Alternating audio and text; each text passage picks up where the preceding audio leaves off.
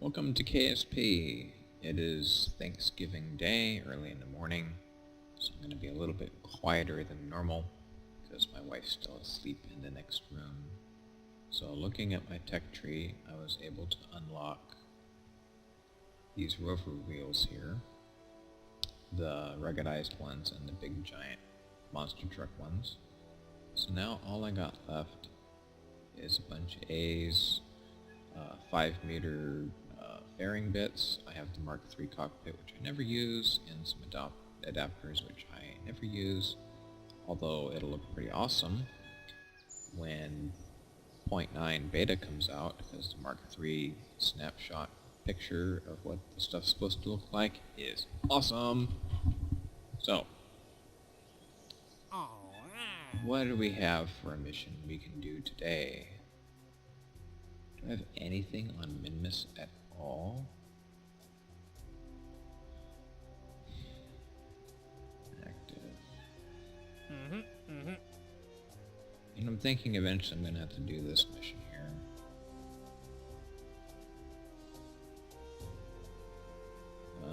Okay. Eccentricity's easy, inclination's easy. And I have these sensors already, magnetometer and radio plasma wave scan, or PWS. So I can do this with a probe. And I have 3 years left to do it. Let's look at the map to see where Duna's at. Because if Duna is totally not in the right position for it,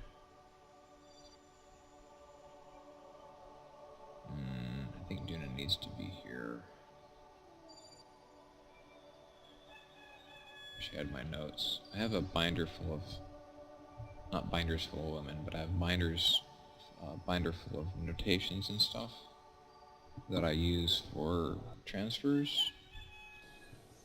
I could just be a cheating cheater who cheats and alt-tab out and go to the website that I think everybody uses for that, but I'm not going to do that today. Alright, so what could we be doing? Since I do have 3 years to do that, I don't have to worry about it just yet. Oh yes, that's what I wanted to do. My geosync orbital network is a little bit screwed up, so we're going to do something off contract because it's a thing. So let's take geosync 5. We'll load that up. Because I have geosyncs 1, 2, and 3, and 5 up, we're going to call this geosync 4. And yeah, that's it.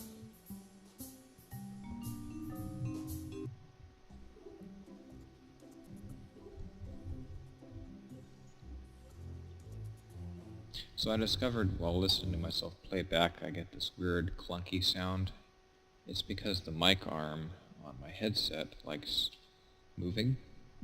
Pardon me, I burped.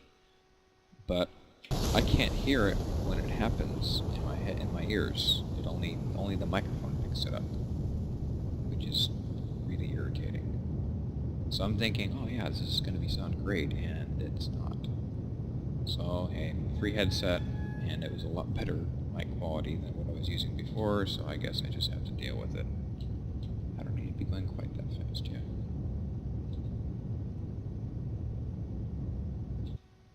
So I think if I don't move around a whole bunch, I should be okay. Alright, so I want to put the satellite here.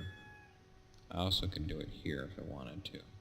Anything to bridge this large gap, because this line of sight here is short enough for these satellites to communicate, but not for these. Oh, we're cooking it a bit hot.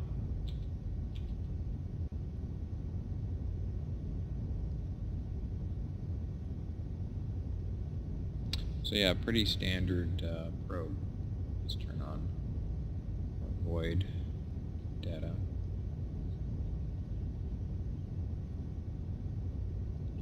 This thing might actually be suitable for a Mars Duna trip. Actually.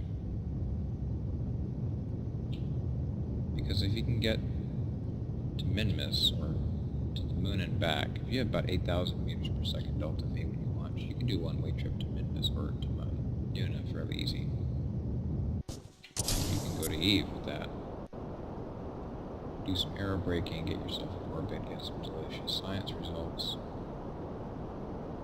The problem is this doesn't have instrumentation on it, so I'd have to add instruments to make this thing viable. It has an actual probe, and that would need to mean some mass. But I could get it to work. Science instrumentation doesn't weigh a whole bunch. What it is it costs a bunch of money. This is actually a very cheap rocket to do because it lacks instrumentation. It's just transmitters, a probe core, some batteries, and a lot of fuel.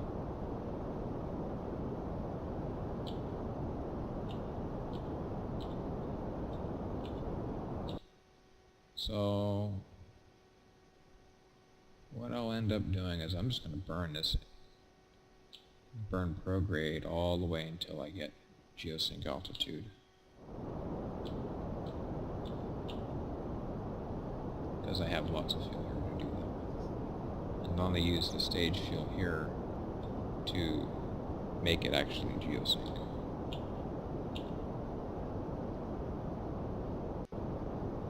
Okay, now that I think I've cleared the densest part of atmosphere, I'll turn you on. I should have put these on action groups, but I did not. And I forgot to put them on action groups. See. Yeah, looks like our AP is going to be out here somewhere.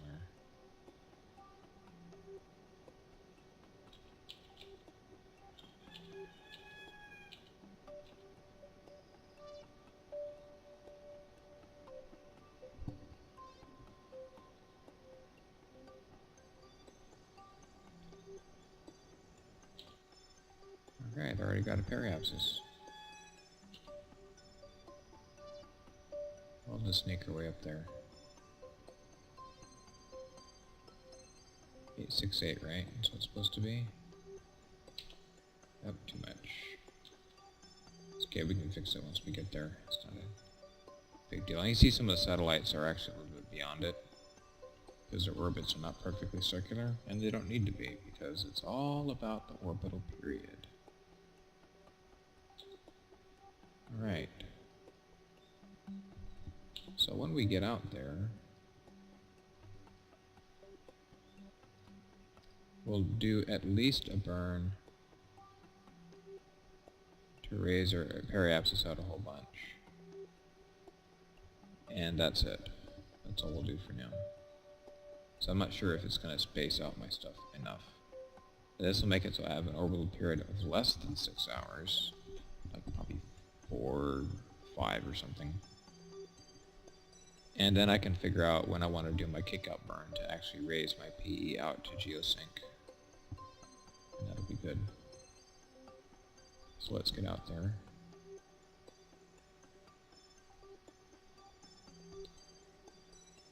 Yeah, if I tried doing it now, I'd be tangled up with geosync too.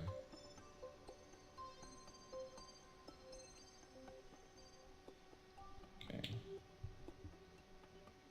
So what do you say we wait? Now, because I'm faster than Kerbin, I'm actually going to fall behind on the orbit. So I think what I need to do is speed is slow. No, I did that wrong. I did that totally wrong. I need to be faster. I need to go slower. I need to go lower in orbit to outrun these other satellites. Yes, that's right. But let's take a look at our void data here. So an hour and 31 minutes, and I want to be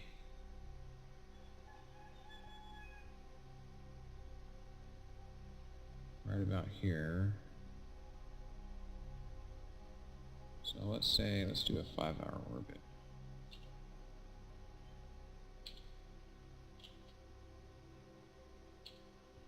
Roughly, something like that. The thought is I will eventually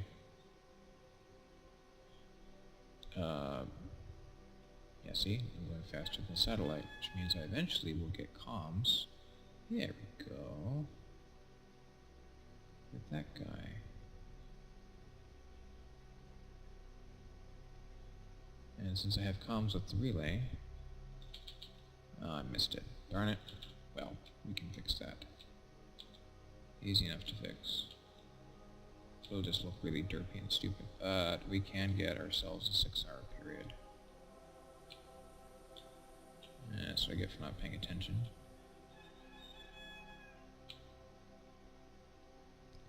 Altitude is too low. Because if I speed up any more, I'll catch up with the satellite and it defeats the purpose of everything I got going on.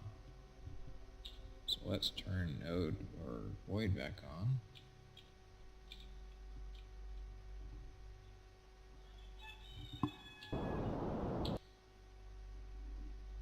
How's that look? Kind of stupid. Alright, so I don't need you anymore. Go.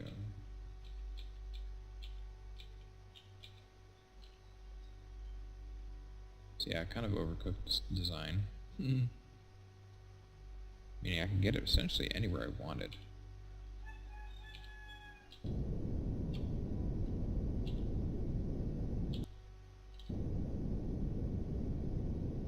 Orbital period is the most important thing.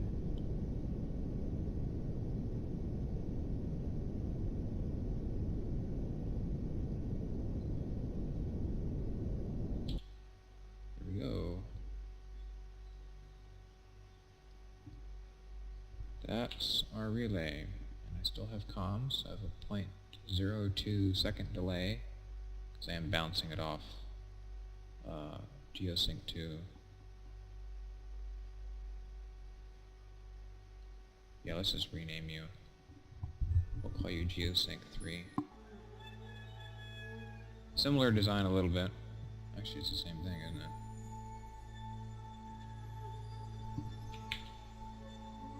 Okay. What's that? This is a larger one. It has the bigger panels on it, which I ended up not needing. And it has same KW fuel, as an A's fuel tank. Same thing as a KW one, really. So, yeah, that's that. So, hey, pretty good. I put one here. It's almost got it spaced out. I'll have 6, more or less, in a kind of a hexagon shape. About an hour apart, roughly speaking. Pretty cool. And now I got comms with this guy. Finally. Right? Yes, I do. So they're all bouncing away around. So it has a 0.03 second delay. But that means that my resupply mission has comms. And now that services my map satellite. So that fixed my network pretty good. What I think I'll do at this point is I'll put an orbiting station, an orbiting low-powered satellite around the moon. Because I have the one in polar orbit, I want to do one that's going to service the equatorial orbit. So, do I have a moon? I think this is the one I have in orbit now. Yeah, you're a little big.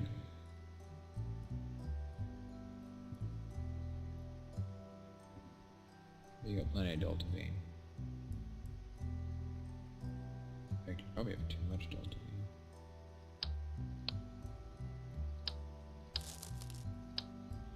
What happens if I do that? Oh, that should be plenty.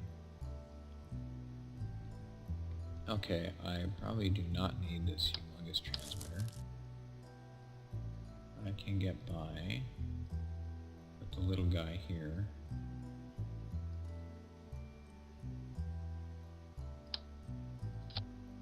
And I can use that one there. That should be sufficient. Got a little probe core on it. Let's do... Was is that ready?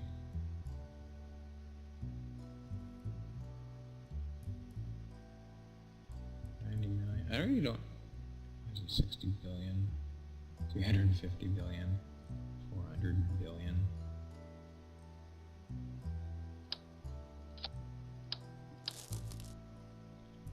What are you? 2.5 million? I think you're all I need.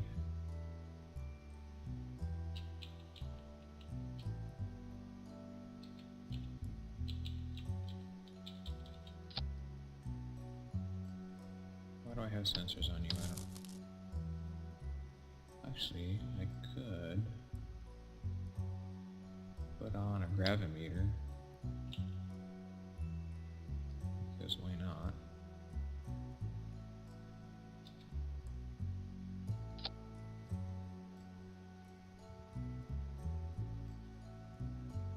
I like the little.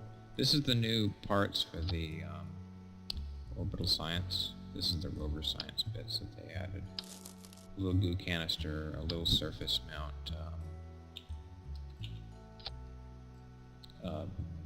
Science Junior, a surface analyzer which like stabs the ground. It's almost like a surface drill. Like, oh, and this thing here, dynamic albedo of neutrons. The Dan.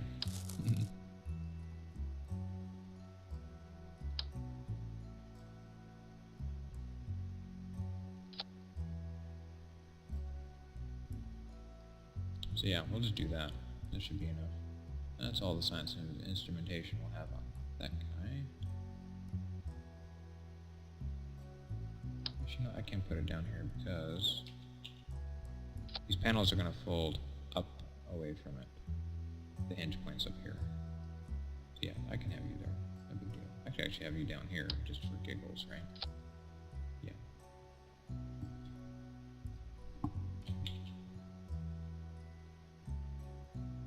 So let's do that. I've made a conscious decision that I'm going to record everything else I do with this career. All the boring stuff, all some of the VAB builds I probably won't do, but this is an older one because I don't have the struts actually hooked up. That's okay. It's not that powerful. I don't have to worry about it breaking itself apart. It's very, very, very simple. It's also really cheap.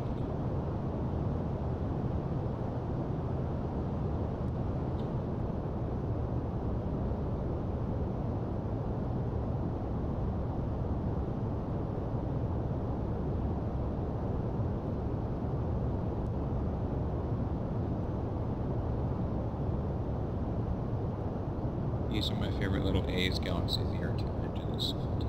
It's thrust, something there to help push these boosters. They are pushing the boosters because they are leaned in so much.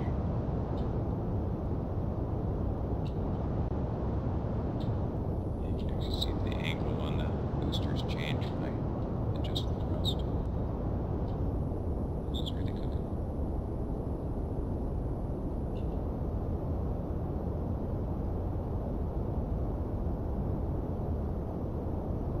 Thinking I should go ahead and put FAR on. Reinstall FAR.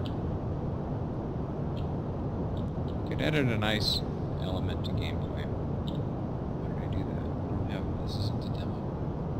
I played the demo for 30 minutes and I'm already back to year-old habits of having to turn off SAS for explosions.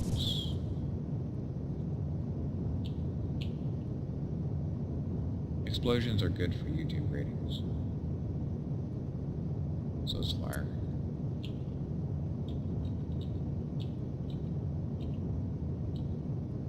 Okay, my inclination is a little bit screwed up. So let's trim that back some. Let's trim back my throttle too. Got plenty of delta V in the stage for what I need to do with it. My time to AP is running away, so I'm not worrying about being underpowered. This is a 220 kilonewton. Oh wait, this is the A's one. This is 230 kilonewton. decent. Let's do 100,000 meters.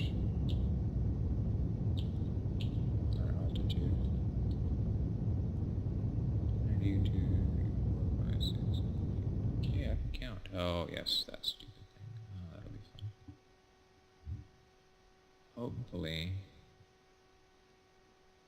I can activate my stuff. Now, what would happen if I tried doing this and my antenna snapped itself off? I would be faced with the possibility that I'd have to keep this booster attached to my probe and carry it all the way to the moon like that, so I can attempt to have comms with the satellite. But the satellite orbit is 1 million meters, and the range of this antenna is only 500 kilometers. If I can click on it and show that to you. Yeah, 500K, which is half the distance needed for this orbit, which is why I have the larger antenna. So yeah, that wouldn't work at all. Alright, let's automate this burn. Because why not? That'll work. You press the arrows and say, yep, hold it at the maneuver and conduct the burn.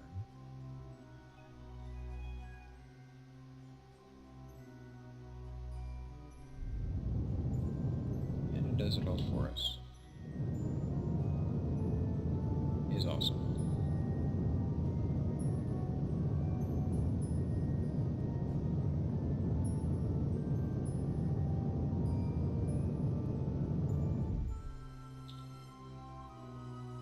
Kill you. Alright, still got connectivity.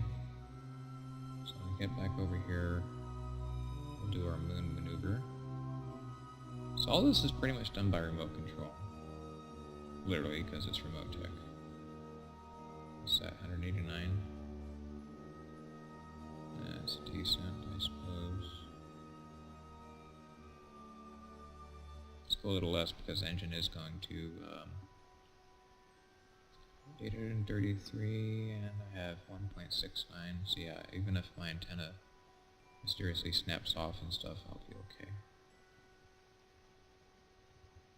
So, I have... I'm getting with the ground relay. I put a ground relay on the island airstrip, and now I don't have comms. Okay, I will get comms once I get out there. I hope. Yeah, I put a little relay station at the island airstrip. Okay, I got some magic off of that. It's kind of fun watching your network do its thing. Although it gets really cluttered.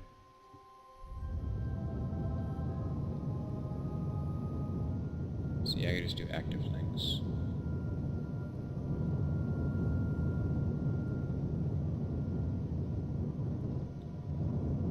And I can get rid of the cones too. That makes it nice and cluttered. Okay, so that puts me within 192. Alright, so here's hoping that I can maintain comms with everything once I get to the moon. So I'm going to say hi to ComSat number 2. And then it's nothing. Hopefully Moon Relay 1 picks me up. Or this thing is going to get shot way out into all sorts of weird places I don't need it to go. Alright, there we go, comms. Alright, now we can fix a few things. We can get slowed down a bunch. Let's do 500.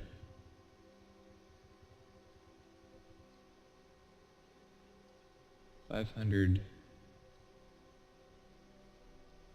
meters.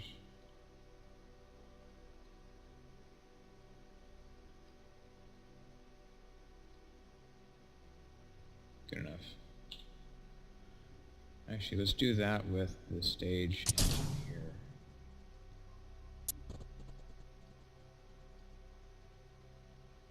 Oh, whoops. Oh, yeah, it was fun. Okay, hope I don't need that transmitter. Nope, I should be okay. Because that engine has, this engine does not have an issue with thrust limiting it. Actually, you don't need to have him on a bunch.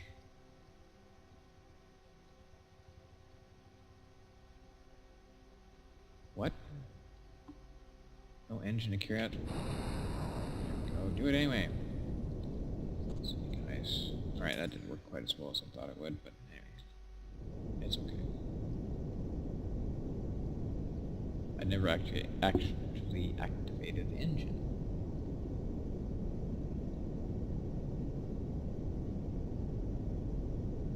Well, it'll be great if this is a manned mission, but okay. Alright, so what's my distance now? Good enough.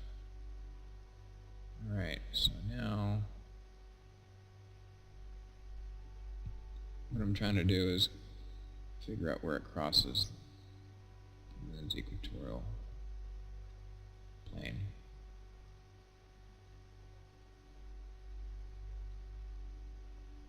We'll put it right on a nice, pretty equatorial orbit.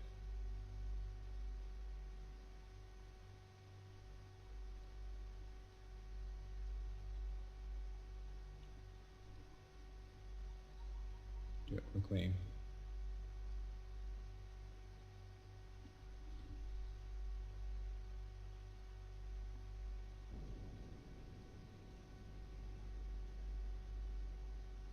Now we see our inclination, which means I can fix it manually now that I have comms. But that's not bad.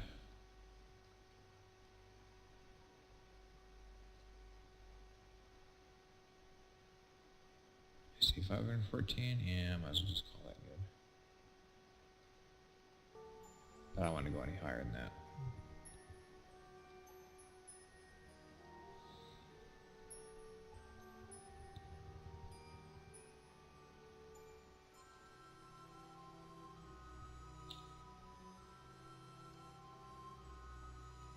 Yeah, strictly low power testing has to have the relay in order to communicate.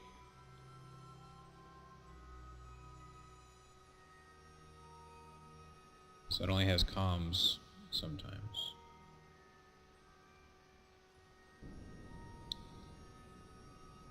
So whenever they happen to line up getting behind the shadow of the moon and stuff, is when they will lose comms. Right now I think the distance now is greater than 2.5. It's only 1 million meters away from the moon. And I'm only 500 away there. Stinking Pythagorean's theorem. There's no way that's 2 point. Well, what do I have on here? That's the important thing. If I have a junky little transmitter on this guy, then no wonder my comm doesn't work. No, this should be more than sufficient. That's a 5 million meter transmitter.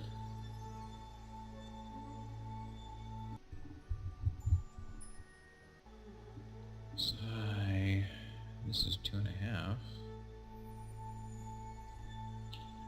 And they're at pretty much 90-degree angles, so if I go like 1.5.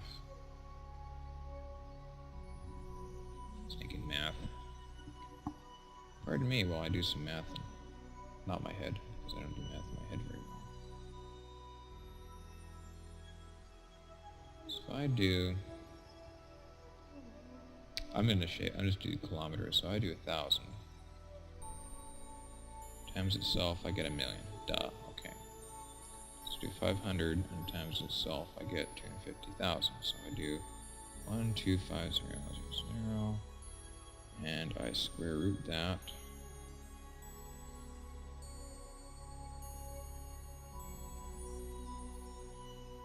Stinking iPhone, where the heck is the square root key? There. Yeah, I only get 1.118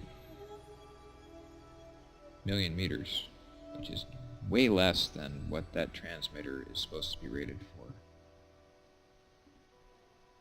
So why aren't you working?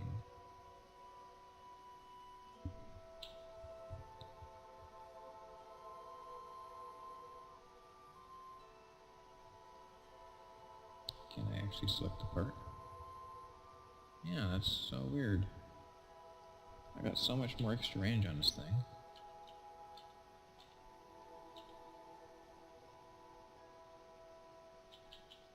Oh, now it wants to work, and I'm further away from it now. Oh, I think I know why.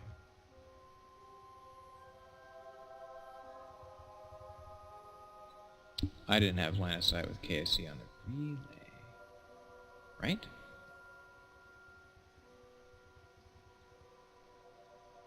No, that's why I have the cons turned off.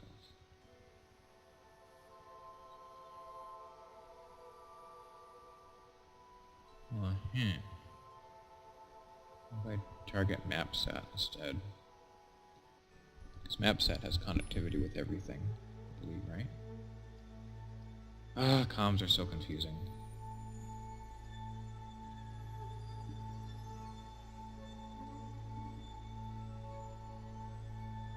MapSat. Oh, that probably was not a good idea. I just stranded my stuff. Is it because MapSat doesn't have a connection? Just because MapSat doesn't have a connection, then... yeah, that would be it.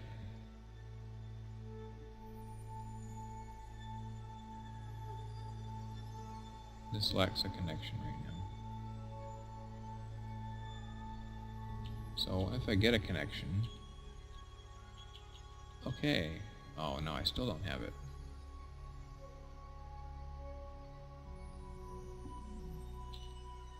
Well, I have this dish. Where is it pointing at? No target. Moon Relay 1. Activate. There we go.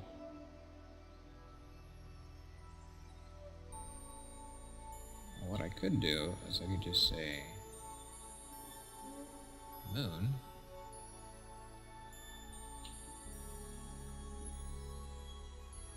Okay.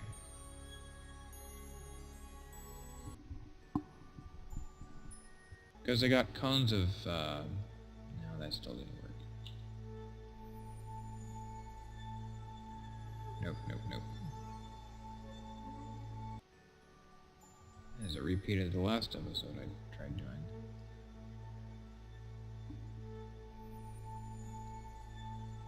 Fine. There's magic.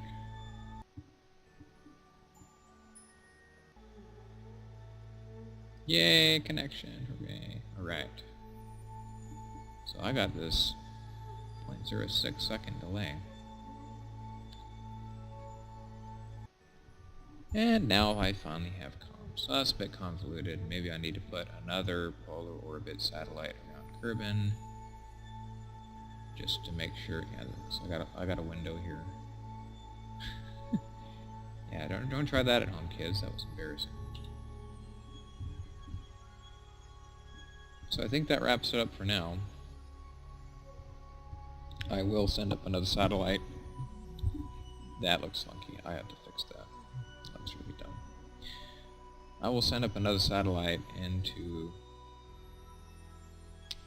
LKO to ensure that my orbital polar relay maintains communications, although it should be getting comms off of the relays pretty well.